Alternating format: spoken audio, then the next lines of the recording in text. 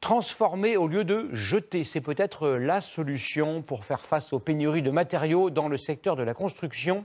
Chaque année en France, l'industrie du bâtiment produit 227 millions de tonnes de déchets.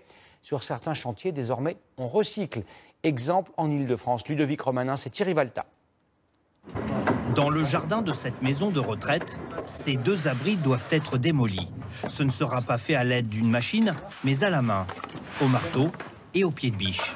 Les ouvriers ont pour mission de récupérer un maximum de bois dans la mesure du possible. Là, par exemple, il y a une grosse fissure qui est là. Et ça, en fait, on ne peut pas la valoriser. On ne peut pas la valoriser parce qu'en fait, si on la recoupe, on va avoir un trop petit élément. Et qui dit petit élément dit trop de perte de temps pour pas grand-chose. 5 jours seront nécessaires pour effectuer ce travail. Mais prendre du temps devient un avantage pour ce chef de travaux.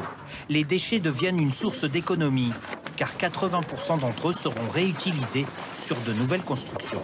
Aujourd'hui, avec la pénurie des matériaux, ça a encore plus de sens, parce que le bois, on sait tous qu'on a du mal à trouver du bois, que les prix augmentent.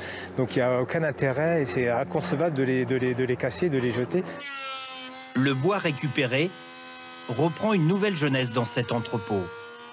Tout comme ses lumières, ses radiateurs, ses toilettes ou même ses portes. Un point de vente accessible aux professionnels mais aussi aux particuliers. Ici, tout est 2 à 3 fois moins cher que le produit neuf.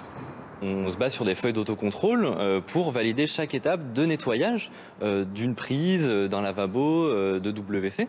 Et donc toutes ces étapes-là vont nous permettre de garantir finalement à la fin un produit qui soit réinstallable sans le moindre problème. Dans cette crèche, le chantier ne commencera que dans 1 an. Mais il faut dès maintenant répertorier quels matériaux pourront être conservés. Un travail réalisé grâce à un logiciel unique au monde. Une porte en bon état, du mobilier pour enfants très peu utilisé, une lumière presque neuve. L'architecte va réaliser les nouveaux plans en tenant compte des 2000 équipements à récupérer. On va définir une autre façon de reconstruire, de rénover cette crèche. Avant, tout partait dans des bennes et allait dans des centres d'enfouissement. Une technique déjà utilisée sur le chantier de l'ancien centre de recherche d'Engie. La future piscine olympique sera construite ici. 435 tonnes de déchets vont être réemployés ou recyclés, ce qui a permis de réaliser une économie sur le mobilier de plus de 360 000 €.